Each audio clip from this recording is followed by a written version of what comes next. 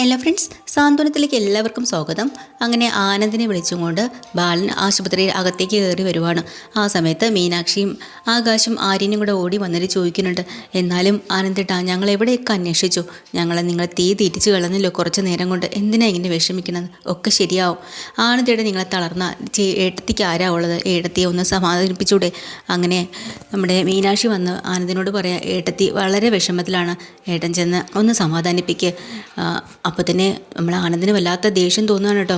പിന്നെ എന്നിട്ട് വീണ്ടും പറയുന്നുണ്ട്, ഏട്ടത്തിക്ക് എന്തുമാത്രം വിഷമമായിക്കണം, ആനന്ദേട്ടൻ ഇത്ര തകർന്നിട്ടുണ്ടെങ്കിൽ പാവം. ഒരുപാട് നേരം കൊണ്ട് അന്വേഷിക്കുകയാണ് ആനന്ദേട്ടൻ എവിടെയെന്ന്. കള്ളം പറഞ്ഞ് ഞാൻ മടുത്തു, ഇനിയെങ്കിലും ഒന്ന് അകത്തേക്ക് ചെല്ല്. ഒരിക്കലും ആനന്ദ് പോകാൻ താല്പര്യപ്പെടുന്നേ ഇല്ല കേട്ടോ. ആ സമയത്ത് ബാക്കി എല്ലാവരും കൂടെ ചേർന്ന് നിർബന്ധിക്കുകയാണ്, എന്താ ആനന്ദേട്ടാ ഇങ്ങനെ?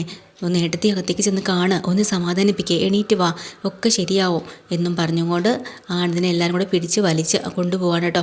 അകത്തേക്ക് കയറി വന്ന ആനന്ദാണെങ്കിൽ അമ്മയെ കാണാണ്. ഗോമതി ആദ്യം ഒന്ന് വഴക്ക് പറയാം, ആനന്ദേ നീ എവിടെ ചെന്ന് കിടക്കാറുന്നടാ, എത്ര നേരമായിട്ട് നിന്നെ അവളെ കാത്തിരിക്കുന്നു എന്നറിയോ? ഒരു കാര്യം നിങ്ങൾ സംസാരിക്കുക മോളെ, അമ്മ വെളിയിലേക്ക് നിൽക്കാമെന്ന്. അങ്ങനെ ഗോമതി അവിടെ നിന്ന് ഇറങ്ങി പോവാണ് പുറത്തേക്ക്. ആനന്ദ് അവിടെ കസേരയിട്ട് ഇരിക്കുന്ന സമയത്ത് ദേവി കരഞ്ഞുകൊണ്ട് പറയാം, ആനന്ദേട്ടൻ കാര്യങ്ങളൊക്കെ അറിഞ്ഞിരുന്നോ? ആനന്ദേട്ടനോട് ഞാൻ തന്നെ പറയണമെന്നുണ്ടായിരുന്നു, അതുകൊണ്ടാണ് ഞാൻ കാണണമെന്ന് വാശി പിടിച്ചത്.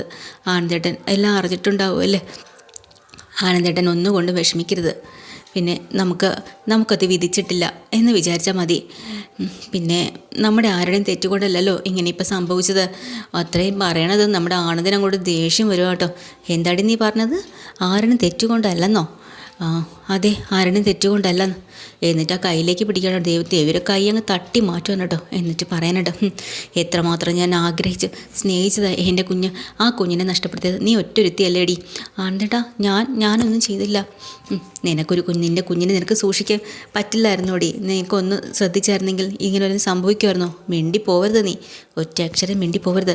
നീ ചെയ്ത എല്ലാ കള്ളത്തരങ്ങൾക്കും എല്ലാം ഞാൻ ക്ഷമിച്ച് നിന്നെ ഞാൻ വീട്ടിലേക്ക് കൊണ്ടുവന്നത് എൻ്റെ കുഞ്ഞിന് വേണ്ടിയിട്ടാണ്. നിനക്ക് ആ കുഞ്ഞിന് ആവശ്യമില്ലായിരുന്നു അല്ലേ?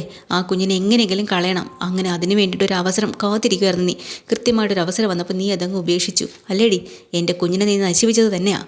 അയ്യോ ആനന്ദേട്ടാ, അങ്ങനെയൊന്നും പറയല്ലേ. ഞാൻ അങ്ങനെ തന്നെ പറയും. നീ തന്നെയാണ് എൻ്റെ കുഞ്ഞെന്നുള്ള സ്വപ്നം തകർത്ത് കളഞ്ഞത്. നീ ആ സകലം നശിപ്പിച്ചത്, എല്ലാം നശിപ്പിച്ചു. എനിക്ക് ഭ്രാന്തെടുക്കുന്നുണ്ട്. എത്രയൊക്കെ ചതിച്ചു നീ എന്നെ. എന്നിട്ടും എൻ്റെ പ്രതീക്ഷ എൻ്റെ കുഞ്ഞിനെ ഓർത്ത് മാത്രമായിരുന്നു. എന്നോടടി നീ ഇങ്ങനെയൊക്കെ ചെയ്തത്? എന്നിട്ട് ഞാൻ ഒരു തെറ്റും ചെയ്തില്ല. മതി, മിണ്ടി പോകരുത്, വിടടി കൈ അങ്ങോട്ട്, തൊട്ട് പോകരുത് എന്നും പറഞ്ഞ് ആനന്ദ് അവിടെ നിന്ന് അങ്ങോട്ട് പോകണം കേട്ടോ. ദേഷ്യം പിടിച്ചു. ദേവി ആകെ തകർന്നു പോയി. അങ്ങനെ അതും ദേവിക്ക് ഇനി എന്ത് ചെയ്യാൻ പറ്റും? കൃഷ്ണമംഗലത്താണെങ്കിൽ അവിടെ എല്ലാവരും ഭയങ്കര ചർച്ചയിലാട്ടോ. അപ്പോൾ രാജശ്രീ പറയാനുണ്ട്, അവിടെ അപ്പുറത്ത് ആശുപത്രി പോയവരാരും തിരിച്ചു വന്നില്ലല്ലോ. ആ ദേവിയാണെങ്കിൽ ആകെ കുഴഞ്ഞു കിടക്കായിരുന്നു ഹോസ്പിറ്റലിൽ കൊണ്ടുപോകുന്ന സമയത്തെ. പോരാഞ്ഞിട്ട് മീനാക്ഷിയാണ് കൂടെ പോയതും. പിന്നെ അവിടെ വേറെ അനുമോളൊക്കെ ഉണ്ടായിരുന്നല്ലോ, അമ്മീൻ ഗോമതി ഉണ്ടായിരുന്നു, അവരാരും പോയില്ല. അപ്പോൾ അവിടെ എന്തായിരിക്കും സംഭവിച്ചത്? അപ്പോൾ തന്നെ ഇതെല്ലാം ആനന്ദ് കേട്ടോണ്ട് നമ്മുടെ അലോക കേട്ടോണ്ടിരിക്കുക കേട്ടോ. അലോക ഒന്നും മിണ്ടുന്നില്ല. അച്ഛൻ തന്നെ നമുക്ക് സംശയമുണ്ട്, എന്നാലും പോയ ആൾക്കാർ ഇതുവരെ തിരിച്ചും വന്നിട്ടില്ല. എന്താണ് സംഭവിച്ചതെന്ന് അറിയാനും പറ്റുന്നില്ല. അച്യുതൻ പറയാം, അവിടെ എന്തോ നടക്കട്ടെ, നമ്മളെന്തിനാ കൂടുതലായിട്ട് അന്വേഷിക്കുന്നത്? അങ്ങനെയല്ല, അവിടുത്തെ അനുമോളിനി നമ്മളെ വീട്ടിൽ വരേണ്ടതല്ലേ, അതുകൊണ്ട് അന്വേഷിച്ച് പോകുന്നതാ. അത് ശരിയാ. അലോകേ, അനുമോളെ ഇങ്ങോട്ട് കൂട്ടിക്കൊണ്ട് വരുന്ന കാര്യത്തിൽ നിനക്ക് താല്പര്യമുണ്ടല്ലോ അല്ലേ? കൊണ്ടുവരും. ഞാൻ അവളെ താലി കെട്ടി ഇവിടെ കൊണ്ടുവരും അച്ഛാ. നീ പോയി വിളിച്ചുകൊണ്ട് വാടാ, ബാക്കി കാര്യങ്ങളൊക്കെ നമുക്ക് ആലോചിക്കാം എന്നിങ്ങനെ പറയട്ടോ. അത് ശരിയാണ്, എന്തായാലും അനുമോളോട് വരണം, എന്നാലേ കാര്യങ്ങളൊക്കെ ശരിക്കും നടക്കുള്ളൂ എന്ന്. ഇതിനിടയ്ക്ക് നമ്മുടെ അനുമോളാണെങ്കിൽ മീനുവിനെ വിളിക്കുകയാണ് കേട്ടോ. മീനു ചേച്ചി എന്തായി, ഏടത്തിക്ക് എങ്ങനെയുണ്ടെന്ന് ചോദിക്കുമ്പോൾ അത് ഏടത്തിക്ക് വേറെ കുഴപ്പമൊന്നുമില്ല. പിന്നെ എന്ത് പറ്റി, എന്താ ഇത്ര താമസിക്കുന്നത് നിങ്ങൾ വരെ? അല്ല, ഏടത്തി സേഫാണ്, പക്ഷേ ഏടത്തി ICUലാണ്. ICUലോ? അപ്പോൾ എന്ത് സംഭവിച്ചു? കുഞ്ഞിനെന്തെങ്കിലും?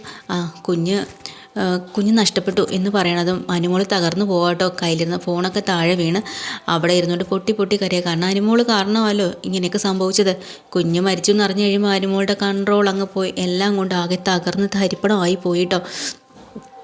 അങ്ങനെ അനുമോൾ അവിടെ ഇരുന്ന് കരയാൻ തുടങ്ങി. ബാലനാണെങ്കിൽ പുറത്ത് വന്നിരുന്ന് വല്ലാത്ത സങ്കടത്തിലാണ്. അപ്പോൾ നമ്മുടെ ഗോമതിയോട് പറയാണ്, ബാലൻ എന്നാലും നമുക്കിങ്ങനെയൊക്കെ സംഭവിച്ചു പോയല്ലോ. അത് ശരിയാ ബാലേട്ടാ, നമുക്ക് ദേവിയുടെ അച്ഛനും അമ്മയും ഒന്ന് അറിയിക്കണ്ടേ കാര്യങ്ങൾ? അയ്യോ വേണ്ട, അതെന്തെങ്കിലും ശരിയാവും. ഇത്രയും വലിയൊരു കാര്യം നടന്നിട്ട് അവരുടെ അച്ഛനും അമ്മയും അറിയിക്കാതിരുന്നാൽ വളരെ മോശമല്ലേ? പിന്നീട് അത് പ്രശ്നമാവില്ലേ? തൽക്കാലം കുഞ്ഞിനെ നഷ്ടപ്പെട്ടത് ഉദയഭാനു സാറിന് നമ്മളെ അറിയിക്കണ്ട. അങ്ങനെ അറിയിക്കാതിരുന്നാൽ പറ്റുമോ? അത് ശരിയല്ല, എനിക്കറിയാം. പക്ഷെ നമുക്ക് ഇതല്ലാതെ മറ്റു വഴിയില്ല. നമ്മുടെ ശ്രദ്ധക്കുറവുകൊണ്ടാണ് ഈ കുഞ്ഞിങ്ങനെയൊക്കെ നഷ്ടപ്പെട്ടെന്ന് അവർ വിചാരിക്കില്ലേ? അതോടെ തീർന്നില്ലേ എല്ലാം? ഉദയഭാനു അവരുടെയൊക്കെ ചോദ്യങ്ങൾക്ക് മുന്നിൽ നമുക്ക് പിടിച്ചു നിൽക്കാൻ പറ്റുമോ ഗോമതി? ജീവിതത്തിൽ ഇന്ന് വരെ ഞാൻ ആരോടും ഒരു കള്ളവും പറഞ്ഞിട്ടില്ല. പക്ഷേ നമ്മുടെ മോള് കാരണം ഇന്ന് ഞാൻ കള്ളം പറയാനും നാണം കെട്ട് നിൽക്കാനും തുടങ്ങി. അവളാണ് ഇതിനെല്ലാം കാരണക്കാരി. അനുമോള് അവളല്ലേ എന്നെ ചതിച്ചത്? പറ.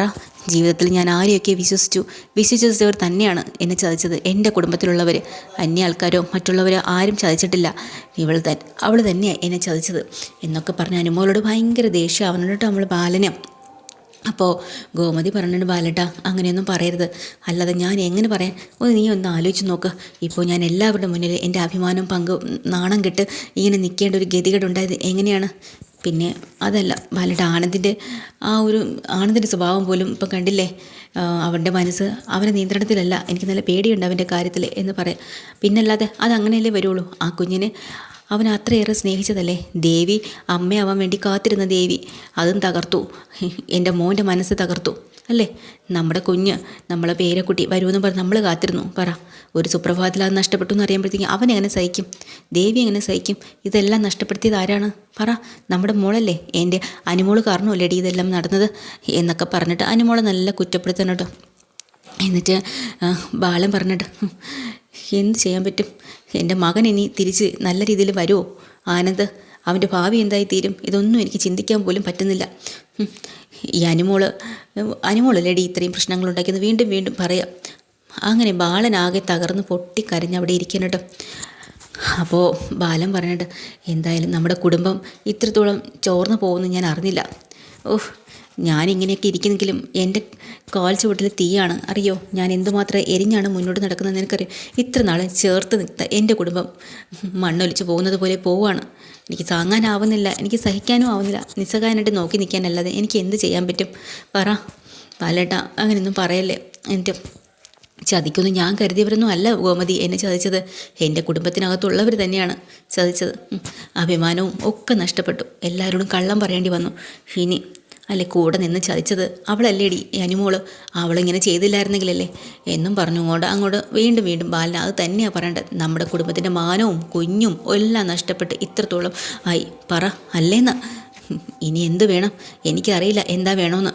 അങ്ങനെ നഷ്ടബോധവും വഞ്ചനയും ചതിയും എല്ലാം കൂടി എന്നെ ഭ്രാന്ത് പിടിപ്പിച്ചുകൊണ്ടിരിക്കുക എന്നും പറഞ്ഞ് ബാലനാകെ തകർന്നു പോയി കേട്ടോ. അപ്പോഴാണ് ആ രാത്രി ഇവിടെ ധർമ്മൻ അങ്ങോട്ട് വരിക കേട്ടോ. ധർമ്മനാണെങ്കിൽ ഒന്നും അറിയണ്ടെന്ന് വന്നേ. കാരണം രാമേട്ടൻ കൂടുതലായിട്ടൊന്നും പറഞ്ഞില്ലല്ലോ. ദേവി ആശുപത്രിയിലാണെന്നുള്ള കാര്യം മാത്രമേ പറഞ്ഞോളൂ. അതും കേട്ടുകൊണ്ടാണ് ധർമ്മൻ ഓടിയിങ്ങി വരുന്നത്. ഇവിടെ വന്ന് ബാലനോട് വന്ന് ചോദിക്കുകയാണ്, ബാലേട്ടാ എന്തായി കാര്യങ്ങൾ? ഇവിടെ എന്താ സംഭവിച്ചത്? ബാലനൊന്നും മിണ്ടാൻ പറ്റുന്നില്ല, വല്ലാത്തൊരവസ്ഥയിലായിപ്പോയില്ലേ? എന്താ ആളിയാ ഇങ്ങനെ മിണ്ടാതിരിക്കുന്നത്? എന്തെങ്കിലും കാര്യം പറ. ദേവിക്ക് വയ്യാന്ന് മാത്രമേ പറഞ്ഞുള്ളൂ, വേറൊന്നും രാമേട്ടൻ പറഞ്ഞിട്ടില്ല. അല്ലെങ്കിൽ ചില നേരത്തെ അങ്ങനെ സ്വഭാവം കണ്ട് എനിക്ക് കലി വരും എന്നൊക്കെ ഇങ്ങനെ വാതോരാതെ പറയാട്ടോ. എല്ലാം മനസ്സ് തകർന്ന് ഇത്രയും മനസ്സ് പൊട്ടിയിരിക്കുന്ന ബാലിന് ഇതൊക്കെ കേൾക്കുമ്പോൾ ദേഷ്യമാണ് വരുന്നത്. ബാലിന് ധർമ്മനോട് വല്ലാത്ത ദേഷ്യം വരും കേട്ടോ. ഒന്നിനും മറുപടിയും പറയുന്നില്ല. എന്താ ബാലേട്ട ആളിയാ നിങ്ങൾ ഇങ്ങനെ എന്തെങ്കിലും ചോദിക്കുമ്പോൾ മിണ്ടാതെ വായും വെച്ചുകൊണ്ടിരിക്കുന്നത്? ദേവിക്ക് എന്തെങ്കിലും പ്രശ്നമുണ്ടോ? എന്തെങ്കിലും അസുഖമുണ്ടോ? ഇതോ ഇനി ആശുപത്രിയിൽ പറ്റുന്നില്ലെങ്കിൽ നമുക്ക് വേറെ എവിടെയെങ്കിലും പോയി ചികിത്സിച്ച് ശരിയാക്കാം. ഞാൻ എവിടെ വേണമെങ്കിലും ഞാനും കൂടെ വരാം, ഞാൻ വണ്ടി പിടിച്ചുകൊണ്ട് വരാം എന്നിങ്ങനെ വാതോരാതെ നമ്മുടെ ധർമ്മൻ ഇങ്ങനെ പറഞ്ഞിരിക്കുകയോ. അവസാനം ബാലനങ്ങ് ദേഷ്യം വന്നു. ബാലനാണെങ്കിൽ എണീറ്റ് നേരെ അങ്ങോട്ട് മാറി നിൽക്കാനാണ് ധർമ്മൻ്റെ അടുത്ത്. ധർമ്മ നീ ഒന്നും മിണ്ടാതിരിക്കുക, എനിക്ക് ദേഷ്യം വരുന്നുണ്ട്. മനസ്സിന് ഇവിടെ തകർന്നിരിക്കുമ്പോഴേ അവൻ്റെ ഓരോ ചോദ്യങ്ങൾ. നീ ഒന്നും മിണ്ടാതിരിക്കുക, എനിക്കിത്തിരി സമാധാനം. അളിയൻ എന്തൊക്കെയാണ് പറയണത്? ഏത് അസുഖത്തിന് ഇപ്പോൾ ചികിത്സയില്ലേ? എന്ത് വേണമെങ്കിലും നമുക്ക് മാറ്റിയെടുക്കാമെന്നുള്ളതല്ലോ. പിന്നെ എന്തിനാ അളിയൻ ഇങ്ങനെ ടെൻഷൻ അടിക്കണേ എന്നും പറഞ്ഞ് ധർമ്മൻ വീണ്ടും അപ്പോഴും ബാലൻ്റെ കൺട്രോൾ അങ്ങ് പോവാട്ടോ. എന്നിട്ട് ധർമ്മൻ ഇങ്ങനെ സൂക്ഷിച്ച് നോക്കണ എപ്പിസോഡ് ടീച്ചറുടെ എപ്പിസോഡുമായി വീണ്ടും വരാം. ചാനൽ ഇഷ്ടമായി ലൈക്ക് ചെയ്യുക, സബ്സ്ക്രൈബ് ചെയ്യുക. താങ്ക്